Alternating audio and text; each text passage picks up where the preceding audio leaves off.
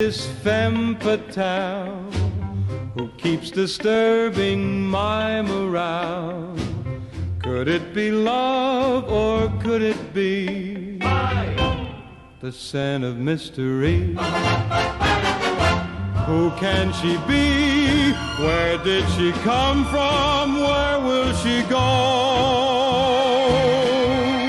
What did she see? What does she run from? Will I ever know? She disappears into the night, but even when she's gone from sight, it lingers on that rare delight, the scent of mystery.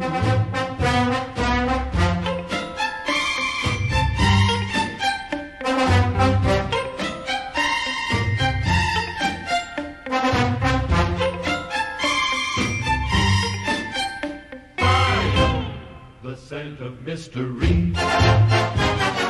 Who can she be? Where did she come from? Where will she go? What did she see? What does she run from? Will I ever know?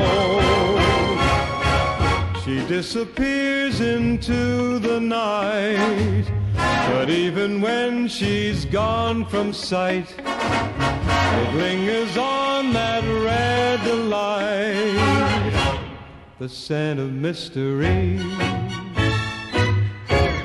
the scent of mystery.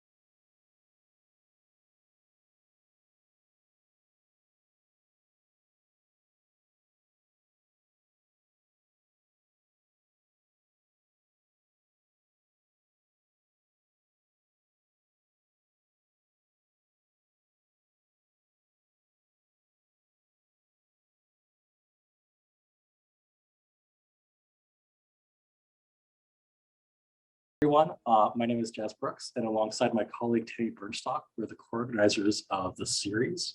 So the Scented Cinema series seeks to present works of scented cinema and provide critical discussions about this medium. This event is meant to, one, increase enthusiasm about the study and creation of olfactory arts, two, cultivate like a better sensory understanding and critical engagement with smell, and three, provide connections across the field, because there's a lot of different fields that this kind of touches upon, as we're going to be seeing with our panelists today. And you can find out more about the series through a link that I'll post in a second, and watch last year's installment that was on A Tale of Old Whiff. That was a very fun panel discussion and screening. On that note, please feel free to use the chat function. This is the reason why you're seeing like all of each other here, is because we really enjoy people meeting each other, introducing themselves, interacting. It's not meant to be something super formal where like a university is going to be like putting everyone in silence and you don't know who else is there. So please get to know each other. And especially if you do have the scratch and sniff cards, do describe and discuss the smells that we're all experiencing together. This is an optional feature to the panel. So if people do mention an odor, you'll be seeing a label on in like the corner of my video to like cue you in to smell things. And we'll also send a guide for those that are interested in knowing what odors are which afterwards. No worries if you don't have the card though, this is not going to change your life. Anyways, describing is going to help people that don't have the card and also people that are anosmic, for example, that don't have the sense of smell anymore. And we have nearly 120 registrations today from 13 countries. So a big thank you for registering, attending, and being here live for those that are able to wake up. I know that those in Australia have to be here super early, so we really appreciate it. Now on to today's installment. Outdoor screenings, goodie bags, airzukas, food bubbles, and candies. So for today's installment, we're going to be highlighting the crazy and wondrous art form of participatory scented cinema. There's no official term for it. I just kind of used that to go with it. It's a multi-sensory experience that's breaking down the conventional rules of cinematic viewership by directly involving the audience in play. And there's this fantastic quote from Gene Siskel when he was reviewing John Waters' Polyester that I think is very applicable here, which is, what I enjoyed was the act and the idea of a whole bunch of strangers sitting in a movie theater, scratching cards and smelling in unison with a movie character. It's a film that laughs at adults, but thanks to Odorama, it's also a film that allows us all to laugh at ourselves. And we're joined today by a panel of international artists who have tackled the world of scented cinema over the last 2 decades, lots of varied experience and different backgrounds. So I'm going to hand it over to our panelists to introduce themselves and also give a quick description, like a few sentences about what their projects were related to this topic. Clinton, do you want to get us started? Sure. Hi, my name is Clinton McClung. I'm a film programmer based out of Seattle. I started working in Boston at the Coolidge Corner Theater, where I met Megan Dickerson, who's also in the chat. And I've been doing interactive film screenings as part of my career for about 20 years. And that involves everything from sing-alongs to giving people goodie bags to staging Rocky Horror style events to doing Willy Wonka in Smell-O-Vision. And I love live performance and audience interaction and all things pop culture. And I love to bring all of those things together. Megan, since you were brought up. Sure. Yeah, I met Clinton. He was wearing a leather vest during a screening of the Village People movie. That's right. I think it was the first time that I met Clinton. So yeah, we met at the Coolidge, and since then I'm a museum person. I worked in museums my whole career. I'm an experienced designer. I used to work at Boston Children's Museum and the New Children's Museum here in San Diego, and I recently started a new role at the Birch Aquarium at Scripps Institution of Oceanography. So lots of new interesting smells there to encounter. But I'm here part because of my work, as a public artist, as a performance artist, and Willy Wonka and Smell-O-Vision, which was a project I did over the course of many years with many people, bringing that movie to life in different contexts through smell. I also study play. That is my my research area. So I have my master's in play and play work. So I'm very interested in this topic on many levels. Bren? Hi, yeah, I'm Bren O'Callaghan. I'm a curator, producer, and artistic director based in Manchester, UK. Currently gone independent. My experience with Smell dates back to an entirely accidental sequence of events whereby I paired Scent with a outdoor film screening in the city of Edinburgh a number of years ago. And that kind of snowballed and became a series of 7 different films that were paired with Scent across a decade, and have toured and shown all throughout the UK at dozens of different cities. So I'm fascinated and also slightly puzzled that I find myself here today, because it's an entirely accidental series of events that brought me here. Yeah, Tammy, go ahead. Yeah, accidental series of events. I think that's a good introduction. I mean, I've worked mainly in children's television in my career, but have always been fascinated with scent and cinema. The combination, studied Scent of Mystery when I was at film school, and then about 6 years ago, I managed to, with lots of collaborators, including Institute for Art and Olfaction, Saskia, put on the Scent of Mystery, revive it in a number of different venues around the place, and then ended up also doing Tale of Old Whiff with Scratch and Sniff, and with John Anderson, who's here, made a documentary, Inglorious Smell-O-Vision, which looks at the kind of Hans Laub and the whole history of smell-o-vision. So they're the 3 projects, and it's kind of just one of the things I do, but I love it, and I've just really enjoyed meeting this amazing community, and I can see lots of good people taking part, so it's exciting. And also obviously working with you, Jazz, on various things like restoring the smell brain and this series, lots of good stuff. So thank you all. And also, as a heads up for everyone that's in the audience, feel free to ask questions in the chat. I'll try and do some moderation where I weave those into the discussion as well. But I have some pre-prepared questions, of course, so there's not too much silence. So we'll start with an easy question for people on the panel, which is, how do you feel like participatory formats of cinema differ from cinematic engagement, like a movie theater going silent in a tense moment or things like that? Megan, do you want to get us started? Sure. Well, the way I think about those kinds of spaces, it's already multi-sensory, right? You're dealing with somebody rustling their popcorn, somebody coughing, all of that. It's not just watching the movie. But I think that this is more of a spark to enable people to play in a different way. It gives permission, I think, participatory cinema gives permission to people to think more about the multi-sensory experience that's already there, and then enhances that further. I think for me, my first introduction to an art house cinema was when I was 17 and I went to see Rocky Horror Picture Show for the first time. And, Rocky Horror Picture Show gets kind of a bad rap from film programmers for some reason, because of the idea of like the kinds of people it attracts and the midnight movie audience and the chaos and all that surrounding it. But for me, it opened my eyes to what was special about going to a movie theater that was so much different than just watching a film at home. Because I've always been a movie junkie, but in the early days of home video, I watched a lot of films on VHS and thought that I was having a real experience. But then being in an audience, and I grew up in the suburbs in Colorado, so my film experience was mostly like mall multiplexes and stuff, which aren't necessarily that special, especially in the 80s.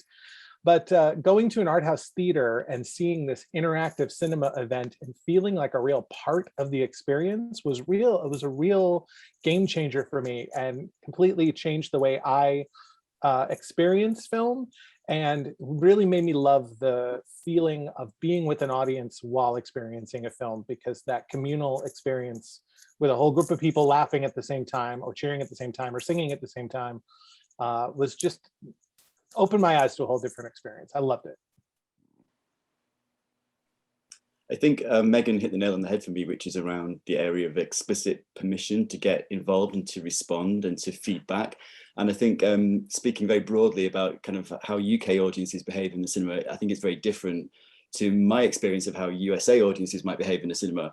For UK audiences, it's very library-like. It's very quiet. There's no whooping, there's no punching of the air, and I've experienced that in the States, and it's kind of like terrifying for me because it's so alien.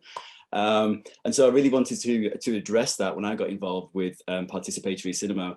I was fortunate at the time to be working with an independent cinema in Manchester in the UK, and they would allow me to kind of have some fun with the program as well. And so it was just felt really important to me because people would say to me, oh, you work at that place that shows those weird films. And I say, yeah, but there's a lot more about those weird films. You'll enjoy them if you just give them a chance. And so I felt that the play was a great conduit into encouraging audiences to experience that kind of greater variety of programming. Yeah, and I think the other thing too is that it can bring the other senses obviously into an experience, and the kind of confusion and comparison creates a real energy. And I'm certainly feeling like we're in lockdown. We've all been through it in Sydney at the moment, and there's only so much you can kind of watch like a screen without wanting to compare and discuss, and that whole kind of water cooler experience. But on a big, we were talking about just before we went online about a performance last night and how exciting it is, and how kind of full on that experience is when you're with a whole group of other people, and music and theatre and film, and how much you realize how much you miss that. When what we're going through at the moment, there's a magic to it, and an aliveness and alertness where you can bring new things in and discuss them, and kind of and I think there's also an expectation now that experiences are more sensorial and engaged more than this idea that we're in an environment, and film has become a very flat screen thing. So you almost need that extra element to excite people, I think. And Bren, one thing that you mentioned that really resonated with me is that sort of cathedral-like aspect that people have around being in a cinema and watching a movie. And I feel like that is definitely valid, and it's a way that I feel like people should experience a movie for the first time. But when it comes to a classic or something that people know really well or something that people love, adding that participatory element really brings you into the picture more. It makes you feel like you're part of what's happening in the theater and part of what's happening on screen. And weirdly, I don't find it distracting at all when I'm in an audience and experiencing that. I find that people are engaging more with the art instead of just letting it kind of wash over them. And I love that about participatory cinema. I guess I'll follow up on that topic in particular, because two of our panelists kind of are honing in on it, which is the idea of participation in set being potentially distractive. So I'm kind of curious, when you're producing these kinds of multisensory experiences, are you trying to control the experience to like a high level as like a directorial vision? As in you want the experience to be very uniform or very diverse within the audience? And yeah, I guess I'm just kind of curious. I see Megan responding already. Well, there's an artist named Alan Capro who kind of coined the term happenings and performance art. And he talked about how the artist controls the experience only to the degree that it keeps shaking right. And so I think it's introducing a set of variables to an already set framework, which is the film, which is the theater, which is the seat, all those things. And I'm curious where things go a little bit awry. And I liked Willy Wonka and Smell-O-Vision, specifically that movie, because things go awry very often in that movie. So if something goes awry in the theater, you can just be like, oh yeah, we planned that. We meant for this to happen, right? So I do think, and I think someone else already said it, that it's a movie that people know pretty well. And so it's that extra layer. However, I don't think it's really a distraction. I think it's just a recognition of the multisensory experience that's already there.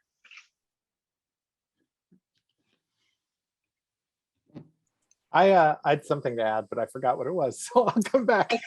My main thought when you ask the question is that there's kind of so little control really with smell in so many ways. I mean, everyone's experience of it's different. It is still pretty hard. I mean, scratch and sniff is obviously the one way where you can control it more in a personal sense, not so much with masks, I'm thinking. But yeah, I mean, I kind of like the out of control aspect of it as well, that you kind of introduce these different things that can be interpreted in different ways. And I know that when we did our first screening of Scent of Mystery, we decided that we'd let people work out for themselves what the scents were, and most of them couldn't. So after that, we actually just labeled them in the program, because it was still exciting and fun. You could still say, did that smell like that to you? Or, was that peach? That, or, we kind of, I think our ambitions, and as was Hans Laub, the inventor of Smell-O-Vision, this idea that you can really have it like a music soundtrack and, create this emotional travel log for people was unrealistic, I suspect, but doesn't mean to say that it's not valid. It's just, I really don't think that you can control it. I don't think we'll ever really be able to control it in the way that you can our other senses, because we are vision dominant. And yeah, scent is still something that we're learning to understand. That's my feeling anyway. Yeah. I love the loss of control. I really lean into it. In a lot of my work with other artists, people have a very specific idea of how they wish the work to be interpreted or encountered or experienced, and a very specific meaning. And people can get very frustrated when the audience interprets it differently.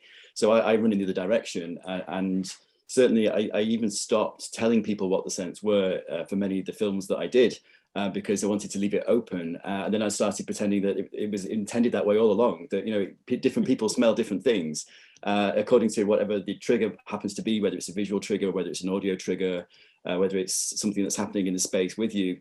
And I love that. I love that people smell completely different things, that they're actually having a conversation there and then in the space or the screening room or outdoors.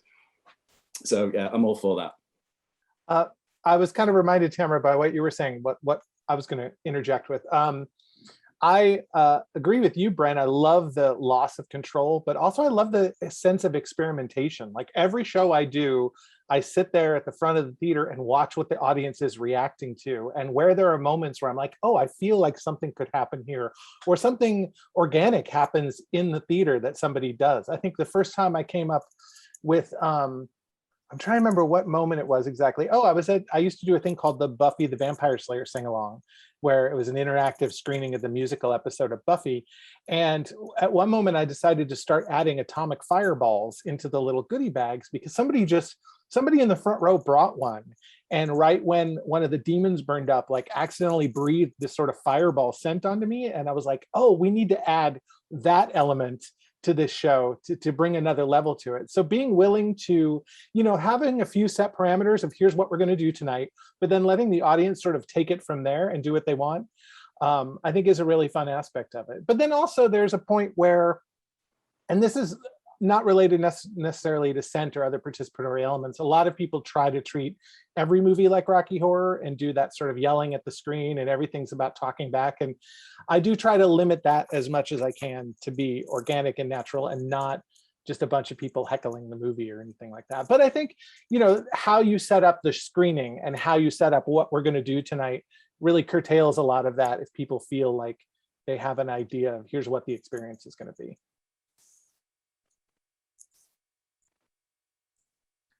On that note, I'm kind of interested, like looking back at historically kind of how people have been looking at scent and participation, particular scent.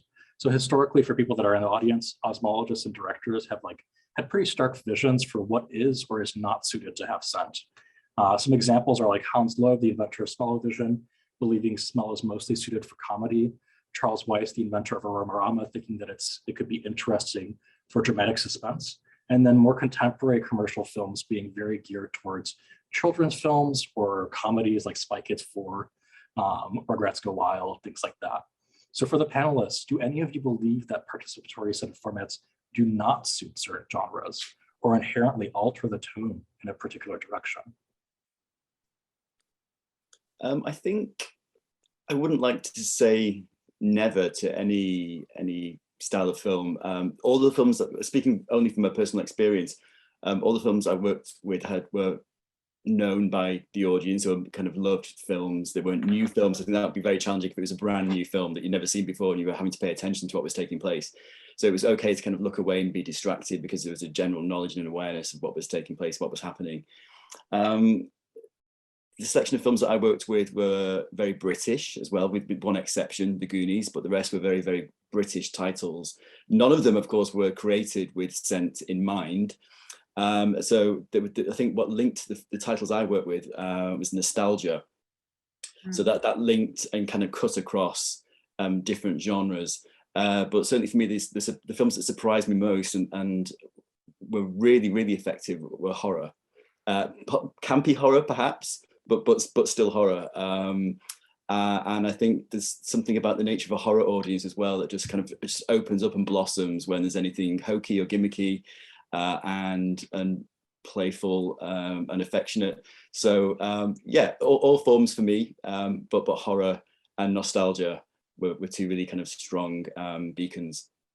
Brent, I was looking at your list of scratch and sniff cinema titles, and as soon as I saw Wicker Man, I got so excited. Yeah, that's right. Yeah, I've never experimented with horror. That's fantastic. Yeah. But horror, I mean, when you're watching a horror film, the anxiety in the room when you're watching with other people, there is some, I don't know if it's pheromones or whatever, but you're gonna probably smell people sweating anxiously, you know? And so I that makes perfect sense to me. And I hadn't thought about horror before, but it makes a lot of sense. And Jess, I was thinking, oh, go ahead, Bren. I was going to say, if I can roll out an anecdote, be Yes. the first to roll out an anecdote this evening or this morning or wherever you are. I think the biggest surprise I had during a screening of the premiere, actually, of Scratch and Sniff, The Wicker Man, and this went on. It was commissioned by the British Film Institute as part of a season of Gothic horror, and it went on to tour the UK in kind of major cinemas, but also kind of film societies, and from villages, village halls to major cities. And I was thinking that it was going to be the culminating scent that was going to kind of catch people and be the sort of the talking point. But it's actually the premiere whereby I was holding up. We have placards we hold up rather than kind of intervene in the film projection itself. And it was for a scene. And I'm sorry if I'm spoiling anything for anybody, or I don't know what rating this conversation has. But it was a moment in this film. The Wicker Man is set in a remote Scottish island. It's a classic British folk horror. But there's a moment when the protagonist encounters the locals, and there is an orgy taking place on the village green. And he's a policeman, and he encounters this orgy taking place on the village green. And the scent that I had chosen was cut grass. It was simply cut grass, people rolling around on the cut grass. But when I lifted up this placard, there was this collective gasp of horror from the audience, who I hadn't realized had associated it with the scent of an orgy. And so everyone just burst into laughter, and it took ages for people to kind of calm down afterwards. But that was the highlight, the unexpected and unanticipated highlight. So yeah, it can have unexpected repercussions. Just uncovering a placard during that scene must have made people lose their minds. I had not thought that through at all. And I was like, well, what's going on? That's great. I mean, I used to be much more of a purist about it, and kind of, you know, the idea that really you need to write a film for smell, and that this becomes part. And I also, you know, want to welcome Susan Todd, who's here today, and she's the daughter of the producer of Scent of Mystery, Mike Todd Jr. So it's great that you're here, Susan. Yeah, so I mean, there are films that are obviously written for smell, few and far between, where it's some intrinsic part of the plot, like there's a couple of scents there's a scent on the card on Tale of Old Whiff, Jazz, the bone, which was a clue, and again there's the perfume and Scent of Mystery, which is a clue. But I think when I think about it, I mean, I think, yeah, that you're going to look at that sort of participate, you know, what films might be good, the nostalgic horror films that are great for people to really kind of talk and be part of that community experience. But I also think that more that I thought about it, there are other films, you know, Jazz and I spend a lot of time discussing which films we would scent, and we were talking about that even yesterday, and kind of, I guess it's when you can add a layer of something to it. You know, that whether it be kind of an atmosphere like the Field of Flowers in Whiff, which was when the dog suddenly got a sense of smell, or whether the film we were talking about yesterday was like a Japanese anime version of an old film that Jazz said, you know, you talked to it, Jazz, but you said that you know, that it doesn't have scent in it. Like it feels like a really scentless environment in the actual film, and therefore that's what excited you about maybe scenting that film. So I think there are a whole bunch of different reasons why you might choose a film, but I don't think it's for every film. That's my personal feeling. But yeah, I just think that's when you can imagine that will add a layer of something, emotion, richness to the experience. That's, you know, and so we spend a lot of time talking about it. Yeah. I also think that films that are nostalgic, I think, work really well, but I also like to sort of play around with films that are a little more experimental, because there's something about the experience of watching those films that adding another layer to it sort of adds a level to the meaning of it. I'm thinking specifically of Picnic at Hanging Rock, which I just rewatched recently. And as I was watching it, I was so immersed in like the visual and the sound and how really interplaying that is. And then for a moment, I was just like, what if I could smell the picnic they were having? What if I could feel the smell of like the rock that's happening to me? And I Australian love to play bush has around a with really that kind of stuff. particular smell. Yeah, Yeah. Jocelyn here is from Cult of Scent, and she's created nice. some amazing Australian bush things, which would really give you that atmosphere and Oh, add. Great that'd be choice. fantastic. Yeah, but that's a way to like, rather than be, I think, distracting from the film, would like add another element to it in a really interesting way. And I never really thought about doing it with dramas before too, so I thought that was really interesting. Well, also, and the specificity, because I have never been to Australia. I don't know what it would have smelled like to have a picnic there. I'm translating what it would smell like to have a picnic in San Diego on a bluff, right? And so that is something I hadn't thought about, how you could go into, how different it is to walk through a different part of the world, a restaurant in a different part of the world, and how that experience is so different than just reading about it or seeing something. And something really specific about scent in movie theaters that I just thought about when I was reading over the questions yesterday, Jess, was that the scent that you have in a movie theater is almost always the same thing. You have the smell of the auditorium or the smell of the popcorn. And you never really register that as part of the film. But like whenever I think about going to the movies, immediately that like scent of popcorn hits me right in the face, and that's what I think about. But I never relate that scent to a specific film. And so playing with it in that sense seems really unique and fun to me. And that's one thing I really like about this.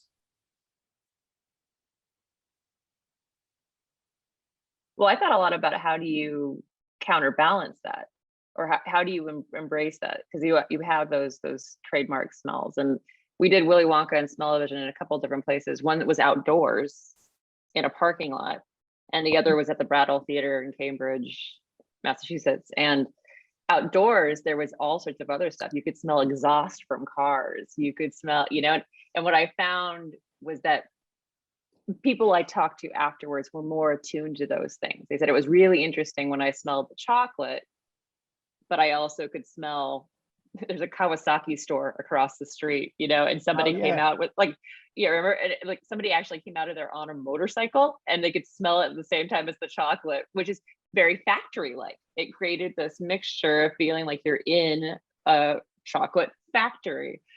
So I love that kind of stuff, but I ended up embracing it. You're not going to be able to, there's still going to be popcorn there no matter what, right? Yeah. One of the series that Jazz and I were thinking of doing when we were all in lockdown was a drive-in series, and we were going to start with Grease, because people's car is their own little capsule, and yet you've got this communal experience with the big screen and other people in the cars that you can that we thought that would be fun. Still might be a fun thing to do. Hey. One thing we did during, we had a very small, so we first did our Willy Wonka Smell-O-Vision screenings in Seattle, which by the way, Megan started it in Boston, and we're old friends and we've worked in cinemas together. And I emailed her and said, I'm programming in Seattle and I'd love to bring this to town. She sent me all the directions on everything they did. And then I kind of tweaked it to fit the auditorium that we had and the theater that we had, and doing it all by myself. You had a whole team of people, didn't you, Megan? I had a programming partner, Bridget Matros, so we were mainly working together, and then we were just enlisting all our short friends to be Oompa Loompas. I sort of had to reconfigure it to do all by myself because that's all that SIF would sort of pay for. But there was one moment, this comes back. There was one moment where I really wanted people in the auditorium to feel like they were entering the chocolate factory. And I tried a couple of different things. We gave people chocolate bars to eat. We did the scratch and sniff stuff. But then at one point I just had this idea of like building an intermission into the film, right after they meet Willy Wonka and he goes to the main front door. We built a little intermission into the film. The auditorium kind of cleared out mostly because people went to the concession stand, the bathroom, whatever. And we lit chocolate scented candles and let them burn, like 3 or 4 of them, and let them burn. And when people came back into the auditorium, it smelled like chocolate. And then we entered the chocolate factory. And the coolest thing that happened to me is like the first time we did that, when people came back into the auditorium, they could kind of tell it smelled a little different. They were like, oh, something's going on. And then when we went to that scene where the door opened to the chocolate factory, you heard a literal gasp from everybody. And people who knew the movie, they knew what was going to happen, but the doors open, they're like, oh! That's so good. So this is kind of an interesting question. It was a question that was posed to a panel Clinton was on at ECCC 2019. Brooks Peck asked, So generally speaking, streaming services, you're usually watching on a laptop or a TV that might be huge, but it's not the same as a big screen experience. And this question was more thinking about like the visual or the auditory aspects of a cinema versus a streaming service. But I'm going to kind of pitch this differently, where to rethink it for our context, do any of you think that these participatory cinema films should be reserved for the big screens or in person only? Or would you be curious about seeing variations for streaming services or something like polyester DVD with a scratch and sniff card? I kind of go both ways about it. I think the big screen experience, it's not even about the big screen, it's about the audience experience, about being with a big group of people, more so than even like how you're watching the film. Because I've watched Wizard of Oz at a library on 16 millimeter in a shitty little dingy room and had a great time because I was with other people and we were watching The Wizard of Oz. I've watched it at home in my home cinema where it's big and beautiful, and it's still a completely different experience. It's not about necessarily the size of the film, it's about seeing it with other people. And that's one thing about, the last year and a half, especially, and streaming services that is different is what you're in a little bit more of, you're in a bubble by yourself kind of, or with one or two other people, your family or whoever, experiencing this. And I don't know if it translates as well, but that said, I have the polyester Blu-ray and it has the little scratch and sniff card. And I watched it that way because I finally had the opportunity and it was fun. But I think being with an audience full of people doing that for the first time would have been transcendent in a way. Certainly nothing supplants the collective communal experience. And yet I wouldn't wish to introduce any kind of barriers, because when I think back as to how Baby Bren got into cinema and cult movies, I was alone, or there was I encountered a late night 3D special, and so in those moments I was alone and wouldn't wish to prohibit anyone else from kind of finding their own route into cult cinema and programming in their own way. So I'd hate to say never and no, but nothing replaces that big collective group. And it doesn't even need to be the best specification of projection either. You can get away with so much when you're bringing kind of affection into that space. And it doesn't I was need to thinking be about a what huge group Jocelyn, either. Oh, go ahead. Sorry, Megan. what Jocelyn just said in the chat about the sense of space, or creating a different environment. And I think it's the ritual. For me, just watching a movie and having a card doesn't really do it. But a theater designer I've been working with recently did a project during quarantine where you got this really cool mirrored tube that you assembled, and then you accessed a video on your iPhone, whatever your phone, and you watched it through this, and it was mirrored on all sides. So it created this kaleidoscopic experience of looking at your phone. And for me, it created that space that he creates. This David Reynoso is his name, that when he does these in-person experiences. So I think it's carefully designing an at-home experience, so it's not just transactional, but there are other things that you do that attune you differently. Yeah, and I think I know you're talking about it a bit later, but I do think that edibles, when you're having like a small family screening of, because we've done Inglorious Smell-O-Vision in a whole bunch of different places, including with Susan Todd in New Mexico, just with a small crowd of people who know each other really well. And, as part of that experience, there's edibles. And I think that it always adds, like having some food really consolidates the experience, doesn't it? Makes it sort of... those kind of edibles. Okay, all right, I agree. I know. Yeah, my first thought was like, oh, right. I was thinking too, like it doesn't have to even be a huge crowd of people, because when our Buffy sing-along was unfortunately forced to shut down because of rights issues, I started putting together home screening boxes. So I put together all of the materials you would need to host your own screening in your home for like up to 12 people. And I got amazing feedback from people who just had a great time just bringing a few friends over to their apartment and having that, turning it in the movie screening into more of a party.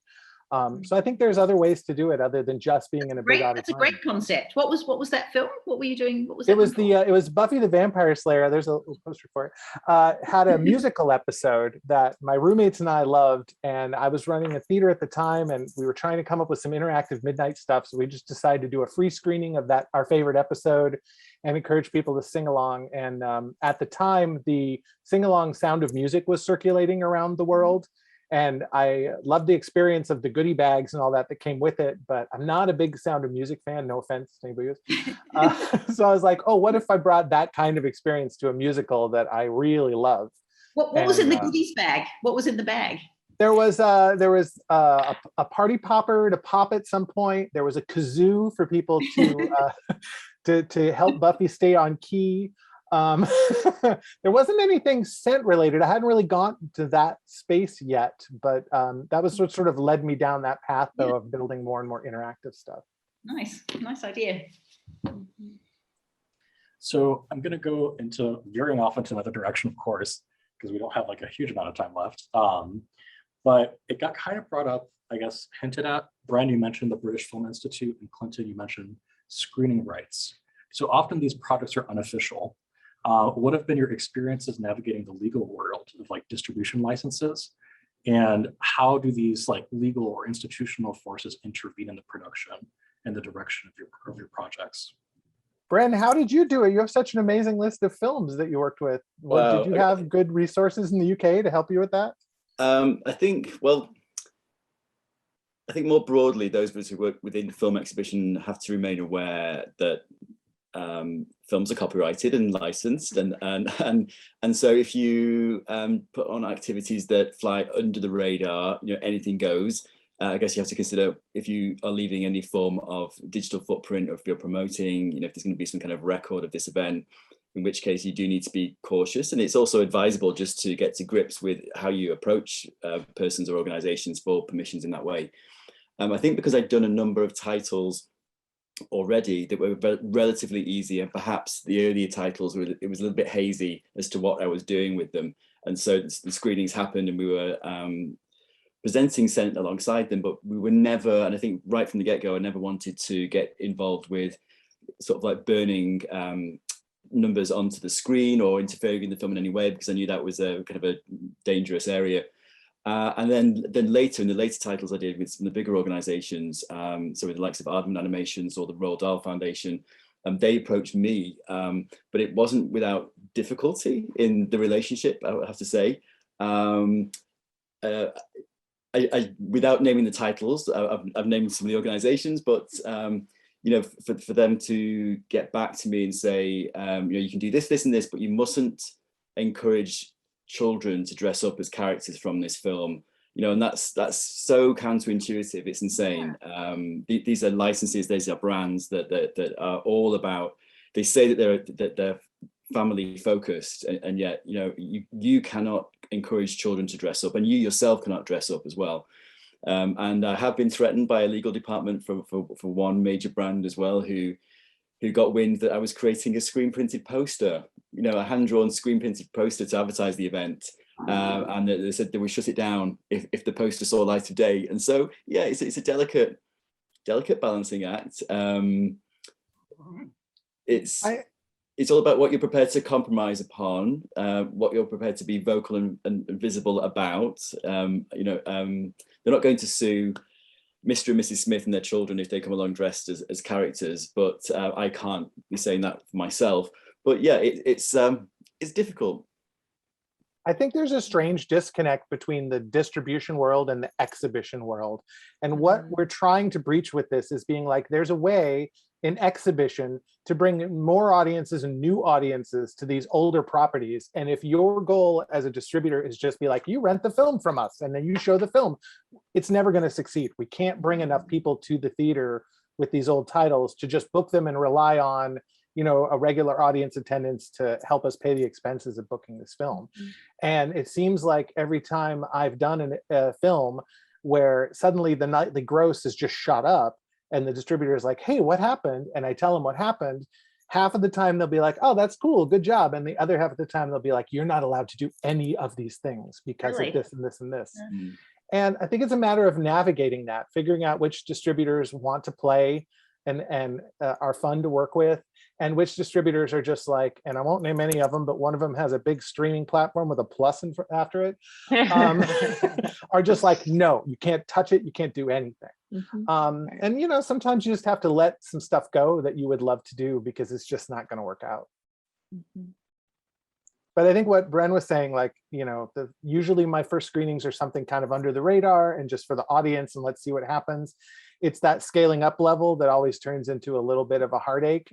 But when it works great. So I think it's a matter of like, I think the more of this kind of stuff that happens, the more participatory cinema that happens, and the more distributors see the value in that, I think it'll become easier for us to create some stuff. And like you were saying, Bren, like, after you did a few successful shows and got some press, they were approaching you about it, which I think is fantastic. Quickly to jump in, there are two things that are not questions, but more just statements for people. Kind of an interesting, I guess, offshoot from like these Willy Wonka with small vision ones was the Hollywood Bowl in 2017, I think, had an official Willy Wonka with orchestra and scratch and sniff. And so it's kind of interesting that I guess these practices are starting to show up in like, I guess, these hyper mainstream, like, oh, they got like the actor from Stranger Things to appear as Willy Wonka and stuff like that. And then the second one is just a quick shout out to Heather Keeley, because it reminded me also of a panel that she was on recently about her work on the Star Wars exhibit that was like touring around. One of the panelists was mentioning that there was tension between LucasArts and feeling comfortable with part of the exhibit, if I remember right, sorry, Heather, you can correct me if you want, with part of the exhibit that had kind of like a job creation or like almost like a character creation aspect. And they were nervous about intellectual property, I guess, with people producing new characters, quote unquote, inside of like the Star Wars universe. It ended up happening, but it's kind of interesting what the concerns are of like these legal entities and how they interact with things. Anyways, I digress. Kind of on this topic as well about this idea of how to bring people to theaters, especially with older titles. We're kind of in an unusual time right now. Of course, everyone's heard that sentence 3,000 times. It's a continued pandemic. It has not stopped, despite people saying that it's over. And that's imposed social distancing measures that have all but nearly obliterated cinematic viewer experiences. So we're seeing kind of like parallels with like theater and streaming services or reduced attendance until recently, at least in the US. But nearly 50 years ago, theaters faced a similar scale, like a similar smaller scale issue where they were pressured to compete with the rise of broadcast television in an attempt to maintain viewership. And arguably that's what gave rise to Aroma and Smell-O-Vision. I'm curious to hear panelists' thoughts about one, your experience with the pandemic and these kinds of participatory formats or things that you might have seen that kind of are kind of like spiritual successors. And then two, if you feel participatory cinema may have a role in bringing audiences back to the theaters once things are safer.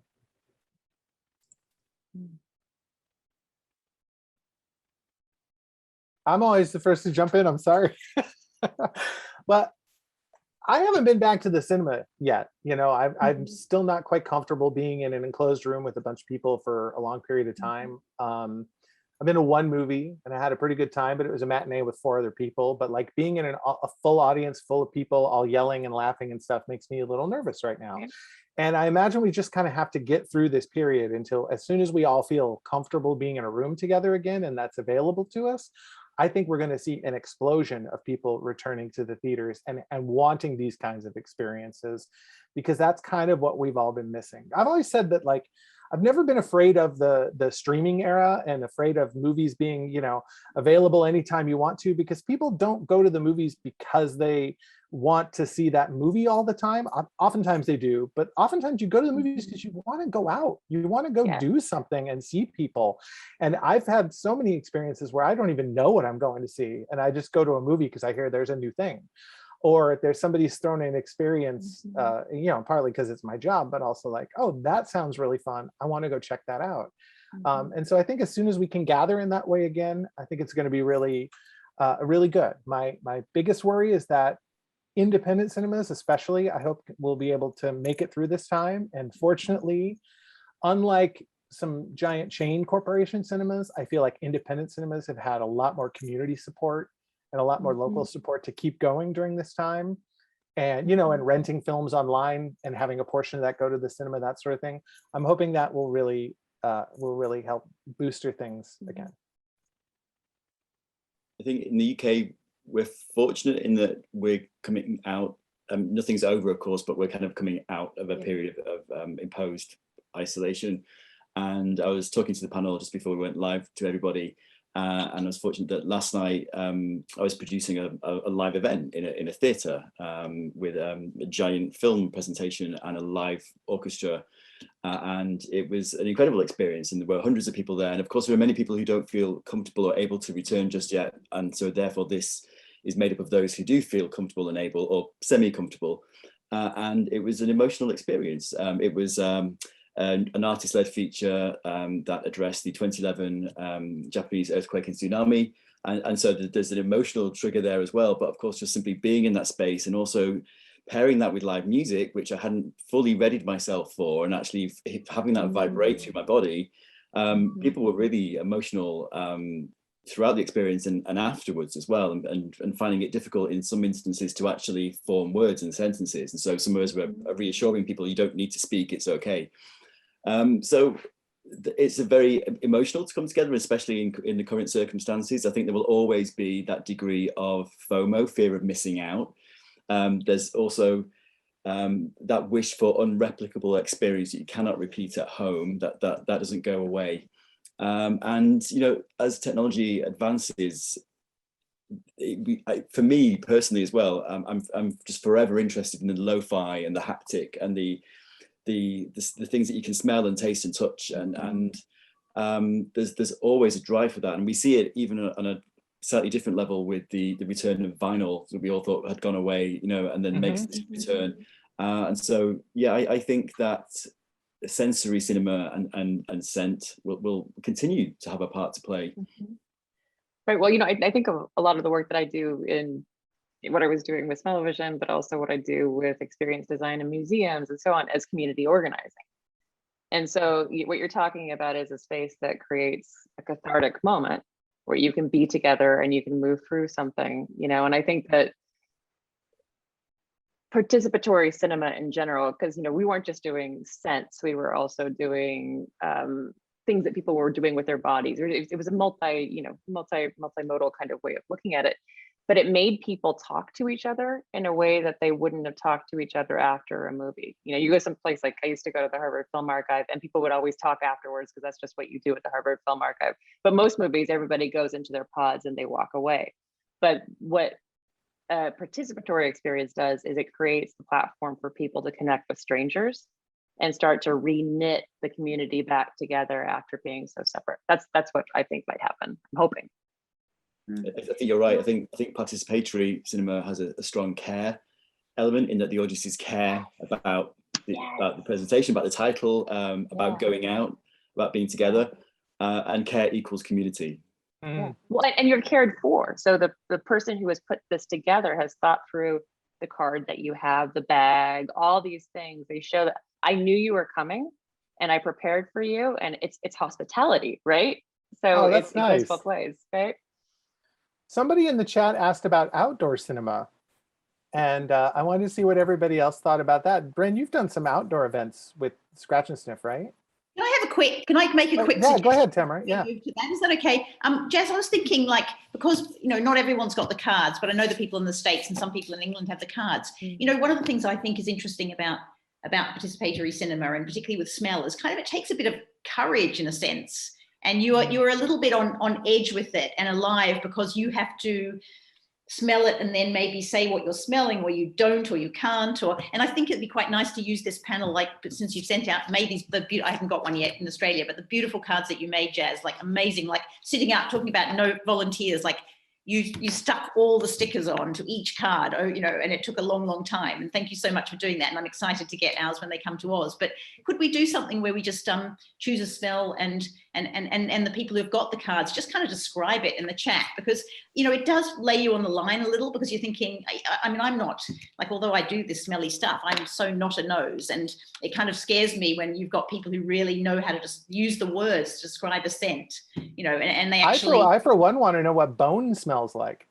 Yeah, well, we'll have, well, that's a really interesting one. Why don't the people who have the cards have a smell of the bone, and people describe in chat what you're smelling? That would be great. And then I can tell you a bit about the thinking behind how that was developed by Neil Harris at Scent Events. Like, yeah, so what number's bone, Jazz? If people could, if they've got their card. Go ahead and scratch A3. Yeah. And maybe just write down in the chat, like, the first word that comes to mind, or a sentence, or anything that you get from that bone. Like, what do you think when you smell that? Like, bone is very hard. And that was part of you choosing that one. It was a clue in the film, but it's also so complicated to do bone, as you know. And this is a fossilized dinosaur bone, by the way. So about 3 or 4 people had to go at doing bone. Someone at the Institute for Olfaction, a French intern there, John Foley, Neil Harris. Like, there's been a lot of different bones. I talked to CSIRO here in Australia about like, what would a fossilized dinosaur bone, and they made me send them the actual picture of the dinosaur, which was an animated dinosaur from 1960. And he was saying, it was to do with the fossilization. Where did it land up? It would be more to do with where it's been fossilized and the stone that it's in, than the smell of a bone. And then someone else said a meaty bone. So yeah, powdery, dry, velvety. Yeah, dust with chlorine. Yeah, Susan, the card will come, I'm sure. Sorry. When you first started your project, how did you find the way to do the scents? Did you just do some research, or were you approached by somebody, or how did that come up? Oh, so, well, it was just like a magical story, which is like Weird Australian just reaches out to people and around the world, and they say yes, and you jump around in your house. So, so it was, the film was restored by Dave Strohmeyer, so I contacted him and said, can I put smell on it? And he said, yeah, why not? Then I reached out after a couple of false starts to the Institute for Art and Olfaction, because I saw that they'd worked on perfume, and thought, nice. Oh, that's interesting. And Saskia just wrote back really quickly and said, hell yeah, I'll work with you. So then we talked about how best to present it for a participatory event, which would kind of highlight a bunch of different smells in the film that were, atmospherics, clues, spot effects, in an audience large and small, and that wasn't expensive because we had no budget. So right, yeah, that was always my challenge. Yeah, I know. I mean, that's the thing, isn't it? Like, Jazz and I endlessly talk about, like, it's very hard to make smell pay, except in big perfumes, obviously, and that. But leather swatches. That's right. We when we had some Susan, when we had the screening at your house, like we had one of the smells in Scent of Mystery was the running of the bulls, which Saskia made a brilliant version of for the big screenings. But in the house, when we didn't have that smell, we just I got everyone to find oh no, that's right. In your workroom with all the sewing, Susan, you had like leather swatches. So running of the bulls, we all sniffed that at the time. Like we made what was in the house, and there's all sorts of ways to do it. But yeah, it was through this amazing community of scent people out there, and also costume. We had perfumed actor walking through, and John Foley did the costumes for it. So it was very much just people who suddenly thought, this sounds fun, let's do it. And it was we were talking before about doing it all yourself. Like, we've always relied on volunteers for everything. Yeah. Sorry, I've gone off track. I don't know if that was helpful, but it's quite fun for everyone to smell things and then just be brave enough. Chalky soap, a bit of char, chlorine. Lee, I love that.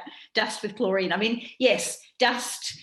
And also you've got that sense of texture with smell, which is so interesting. Like, the word, I've become more and more interested in a way with how language evokes scent, because quite often I'll smell something and then someone I know who does know about smell will say the words, and suddenly I can smell it all becomes so clear, and I can smell the subtleties and the elements, where when I first smell it, I'm quite confused and I don't know the words. And I've been thinking more and more, and when I read books now, I just always like note the smell passages, which are so evocative, and you don't necessarily notice them, but they're so present.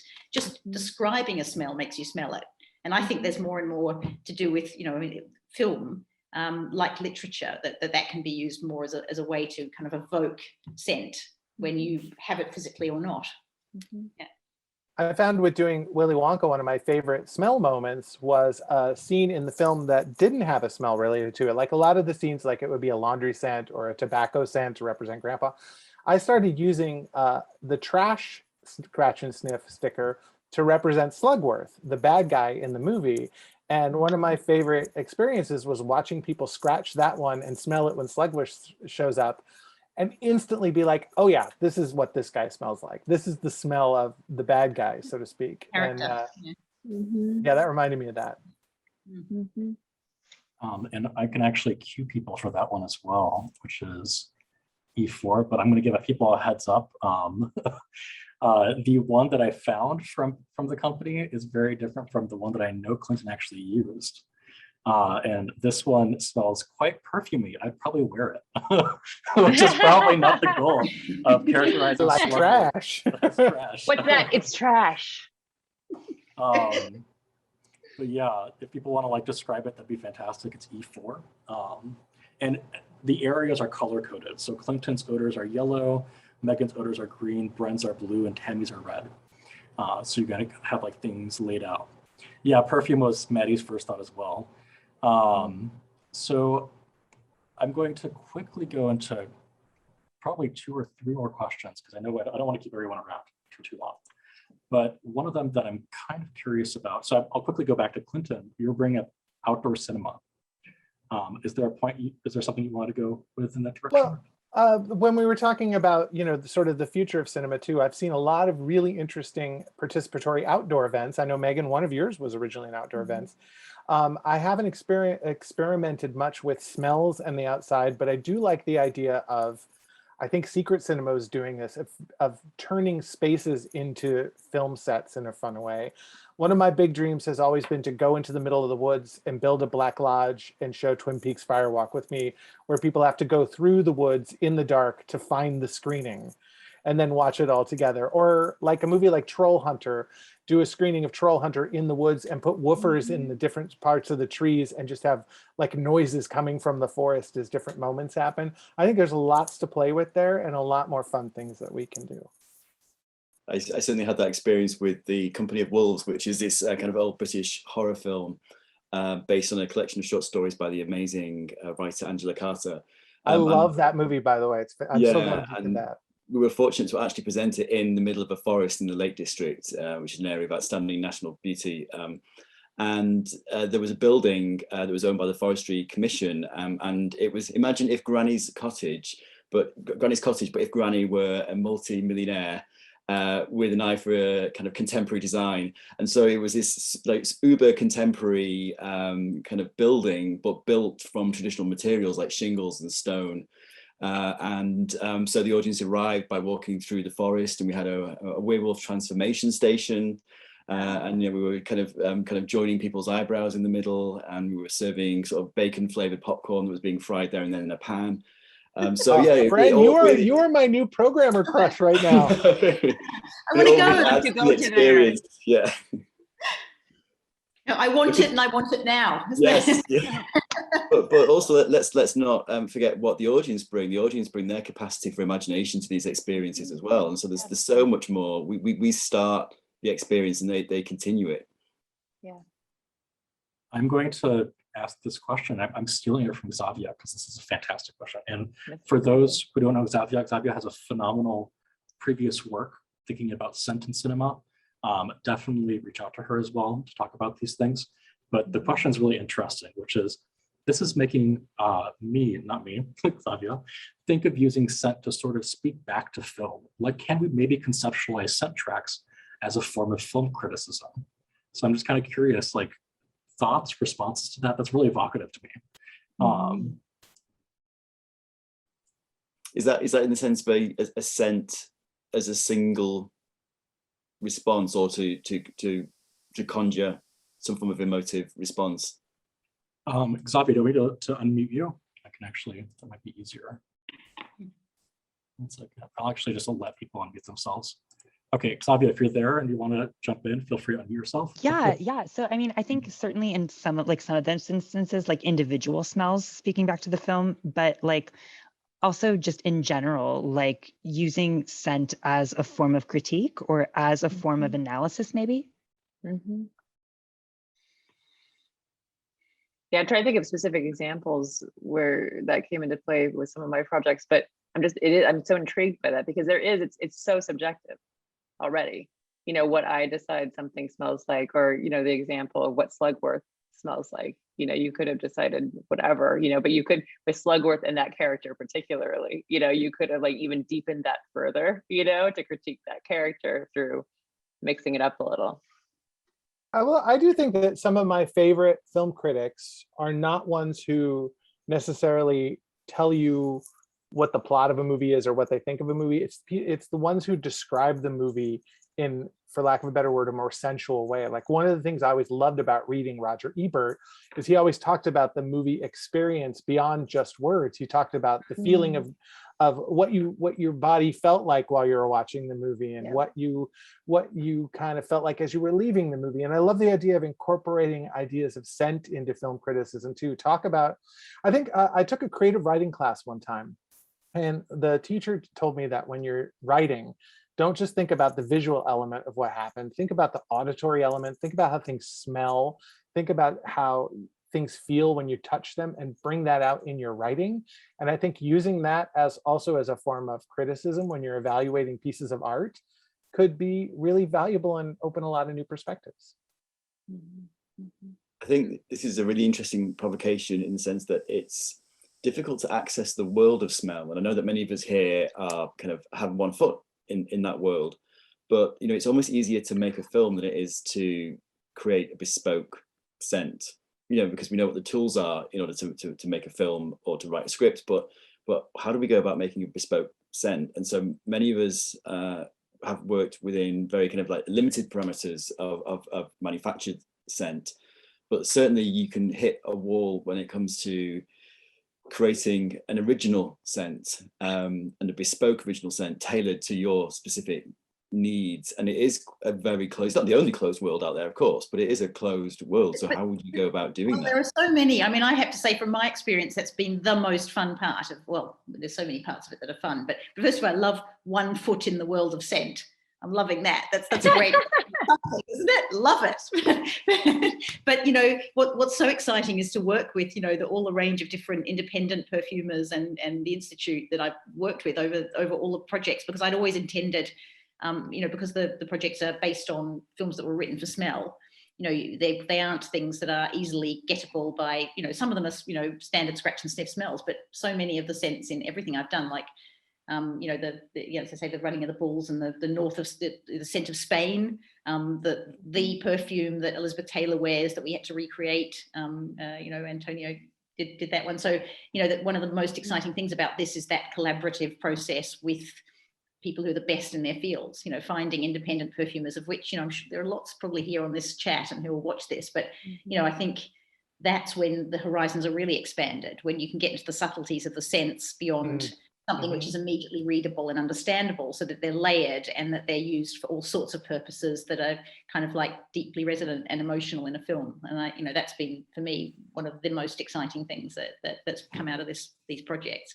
And I really like what Jocelyn just said in the chat too, this idea of like presenting different scents over the top of a film and engaging with the audience about how those different scents change how you relate to the artwork. I love that idea. That's fantastic. Yeah. Very nice. Let's do it, Jocelyn. Sorry, my throat is like freaking out. I was going to quickly jump in and also kind of like put in something, a thought about what Xavier was saying, which is that I guess one of the things that it made me think of immediately was kind of xenophobia and racism in odors and smell. And oftentimes in conjunction with this idea of like the point of view. And I think, Xavier, you kind of like talk about this as well. And this is something that I talked about with Catherine Klepper before, which is this idea that like oftentimes you might have, like in My Dream from Hans Loeb, it's the female character who's you see smelling the flower or things like that. And their reaction is kind of an interesting response. And smell can kind of, as like a form of criticism could potentially, or analysis could potentially enlighten the reaction and see if that's supposed to be like comparing your own reaction to the odor to the point of view that you're supposed to be taking on is kind of an interesting tension in like scented film. And then the other one that I guess is more literal is that there's a couple older films. I think they're like almost like 80 years old now. I forget which ones they are. Maybe Buster Keaton or something, where it was documented that the actors were primed with odors.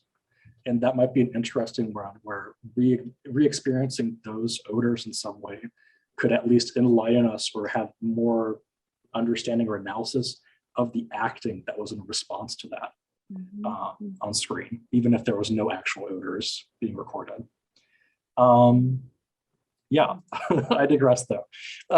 So I'll veer into another question as we're going to be wrapping up now. There's two last questions, but basically one of them is Megan and Tammy. Both of you have previously used or attempted to leverage scent technologies. So I know Megan, for example, you tried the Trisense. We actually, separately, I've been interviewing those people for something, which is pretty fun. Interesting. I'm happy to chat with you about that. But yeah, for all the panelists, as these technologies are kind of reappearing throughout history, for example, like there's companies like AromaJoin or OVR Technology more recently, would you one day want your scent interpretations to be adapted to contemporary technologies? And I guess like in line with that question is, how do we credit and discuss your work? Or how do you want people to discuss or experience it in the future? Is it meant to be documented? Is it meant to be kind of like fading into time or be ephemeral? It's like a lot of questions at the same time. I'm sorry. some good ones. Well, I mean, my Clinton was talking about experimentation earlier, and my interest is just messing around. You know, I want to see what happens. This is something I want to go to. So how do I make that happen, and how do I leverage people to do that? And I think for me, I want it to look kind of hokey, not hokey, but I want it to look homemade. I want it to be accessible. You know, I don't want it to be really slick. So if I were to do that again, it would be the same sort of, you know, community project of trying to find a bunch of people who are interested. Like Tammy, you were saying, it attracts people. You say you're doing this and they say, oh, I can do this and I can do this and I can do this. Suddenly you have this like Amish barn raising, you know, of a project because everybody wants to contribute. So I don't know. I mean, I think that also gets into the issue of scalability. You know, I like the one-offs. I like that you have to be there at that moment. You know, in my study of play, my mentor, Stuart Lester, is from Manchester, actually. And, you know, he would talk about how play moments are that they will never be repeated. There's never any way of recreating that particular moment. And that's true whether you're watching a movie at home or you're watching a movie in a theater or you're watching a movie with participatory elements. But I hesitate the sort of scaling up of these things because I like them because they are so regional and local and of the moment.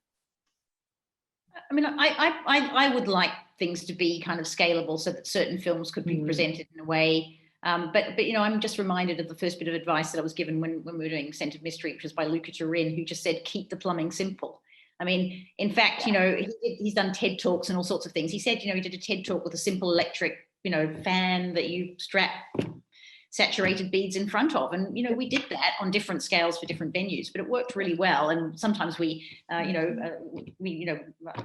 family all helped, like my mother painted the boxes that made them look like scent speakers and, you know, black. And, you know, you can kind of, you know, it's hokey. It was hokey. I like that aspect of it too, that you need to be fancy, you know, and that there's a humor about it. But I do think, I mean, you know, Henslow, like what I found interesting in the research that Jazz and Simon are doing is, you know, so many attempts through history have been very successful. So it's always been treated as a joke with, you know, from Henslow and Aromorama and all sorts of things. But when you actually speak to people who've experienced those old technologies, in fact, to a large extent, they were successful. I think it is possible that some are more expensive than others. And there are still people, I know that there's people here today at the panel in Israel who are developing a new system. And I think there will always be new systems developed. And what I kind of hope is that we catch up, audiences and people catch up with the concept that it can be good. And it won't be for every film, but I do think that, you know, because it is so labor intensive, when we did the stuff, you know, we've got volunteers running around, you've got people filling up sprays. And I mean, you know, scratch and sniff is easier because you can mass produce once you've got the sense and that, but that's not, you know, it's fun, but having all those other things you hold and touch and drop and eat is more fun, I think. So you kind of want that, but yeah, I'm always reminded to keep the plumbing simple because it's the quality of the smells. And in terms of credits, I think that the people who create the smells should always be credited because it's a work. It's like the music soundtrack. It's like the cinematography. It's a vital part of it. But for me, whatever way you mechanically deliver the smells, whether it's low tech, which I like, lo-fi as well, it's the scent makers who are the ones that need to be credited and properly on the film's credits. Yeah. I think in terms of new technologies, I think as long as it's a collaborative partnership, like if somebody has a new technology, a new way to present things, I like the idea of being able to work with those people to create an experience together. I'm not really a big fan of somebody, and this has happened to me with somebody with a corporate property approaching you and being like, we want to do this. How would you make this happen? I'm like, well, I would really much prefer the creative curatorialship of working together. And that's one thing in terms of legacy too, like as an experiential programmer, like I am more than happy to share my ideas and stuff with people around the world to take these ideas and make them your own and do your own screenings and stuff. And part of that might be because I'm a weird socialist, but I just love the idea of like, okay, you liked the Buffy sing-along, here's what I did. What would you do with this, And I love to see where that goes, because ultimately too, unless you're developing an original project, like an original film that's going to use an interactive element, you're working with something that's already somebody else's property, already somebody else's intellectual property. So what I'm doing is basically trying to be a cheerleader and bring more people to it and create a new experience. And then what happens with it after that, it's kind of out of my hands. I'm fine, and I'm fine with that. Yeah, I'm all for the development of new technologies, but so that they can be subverted. That's what excites me, and so they can be misappropriated and misused. And there's going to be a whole other generation of programmers and curators and artists who will certainly get to grips with that. I'm reminded of there's an artist called Jeremy Bailey, a Canadian artist, who goes under the moniker Famous New Media Artist Jeremy Bailey, and he works exclusively with high-end technologies, but he always builds in their collapse and their failure. And so that's what I love about, I'm all for bringing on the new technologies, little kind of scent equivalent of earbuds, bring them on, but I'm also really excited about how artists will respond to that. And there's one question that I really wanted to ask, but I think I kind of slipped up on my moderation for this one. Bren, you had mentioned that one of your goals for Scratches of Cinema was to reduce the barriers in cultural engagement. How do you see play and scent, for example, doing that? And are there particular play styles and scents that are culturally specific to you that you've used? I think, so the films I chose during my series of scented cinema were very, very British. But I was drawing from a stable of scents produced by Printer Scent in the States. And so the scents are very American. So you've got your root beer, you've got your candy corn, and these are kind of quite alien to us. But it all depends what you tell the audience they either are directly, explicitly, or what you suggest they might be or what they see. And so it transpires, as I'm sure many of the panelists here are aware, one scent can actually be about 10 different things. And so what seemed like a very limited palette of scents, maybe 50 scents, could actually be as many as 250. Because it all depends on what you tell people. So for example, there was a scene in the film Gregory's Girl, which is the first scented cinema that I did. And it's in a British fish and chip shop, which is very typically British, but there was no scent, there was no frying fish, there was nothing like that. But there was dill pickle, which had the sharpness of vinegar, which is liberally applied across what we call chips and you call fries. and so that worked really well. So yeah, I think it all depends on the suggestions and the nuances, and people will fill in the blanks and they'll kind of create their own castles in the sky. So yeah, that was it's been really great playing with and expanding that palette of scent. And so as much as I would love to create some original scent, I've had great fun working with what was available. And I guess our concluding question, because I know we're way over time. So for all the panelists, what would you want to, well, I can't even speak. Would you want to produce new experiences? And if so, are there any dream films, genres, or collaborations you'd want to do? I have one. I mentioned the Twin Peaks thing earlier, which I'm still as a dream of doing, but I, for years, have had this idea of a program, and this is a little more along the edgier side, I guess, but I've wanted to do a thing called Artsy Fartsy Cinema, where we present classic, classic films. I'm thinking of like Remains of the Day or something like that, and give everybody their own fart machine to play with during the course of the film. And maybe we could incorporate some sense in that as well. I don't know if that would be as popular, but it's always been my dream to do a screening of something, a movie that should be well respected, but give everybody fart machines and just see what they do. It's always the bad smells that people like. People want the bad smells. They don't want the tasteful smells. And I think that if John Waters were approaching scented cinema now, I think that he would consider the audience, the human bodies in place to be the fart machines. And so, you know, maybe we create, you know, a menu of edibles, you know, that's right. You know, and the audience kind of bring their bodies into space and literally let rip. Beans, so we'll many give them fart machines, and we'll just serve baked beans before blazing saddles, you know, it's I'm so not signing up to that as my first ever lockdown participatory experience. Sorry. With my foot in the smell door, out of the smell door.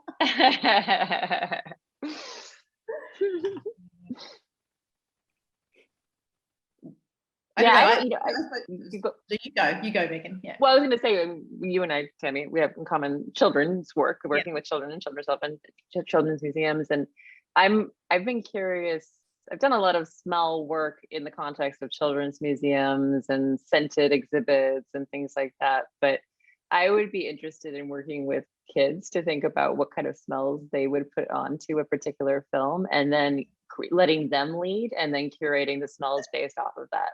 That is exactly, I would say, we need to talk. I'm glad I met you. We should talk. Yeah, I mean, I did a little, my other area is now story with kids, creating narrative. So I actually did an exercise as part of Jazz's PhD study with with a new piece of equipment that he's developed, that Jazz has developed, working with kids to actually create the narrative of a story with sense. So choosing sense, creating something from that. So I've always been interested in kind of facilitating kids creating their own story, and I would like to do more of that with kids. And also, just for a little bit of a plug, is that I would also like to get Inglorious Smell-O-Vision, the film with John Anderson that we made, out into the world. So if anyone's interested, please contact us, because happy to do kind of whatever way we do it. I mean, we made that and hit the pandemic, and each screening that we've arranged that's been public since the first one, we had the first one in New York, every other one's been cancelled. So it's been really frustrating. So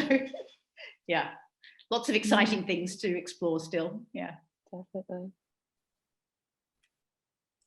Brian, any dream projects or? Yeah, well, I think just tumbling into this world of scent really got me involved with participatory cinema across the board. And so subsequently, across the years, I've been involved with the Horror Hostess and Drag Queen Peaches Christ, based out of San Francisco, and I've been kind of producing and touring their kind of participatory kind of cult cinema spoofs, across the UK. I created a binaural adaptation of Herc Harvey's Carnival of Souls, and so the audience would kind of put on headsets and sit in a pitch black movie theatre and experience the story, the detail.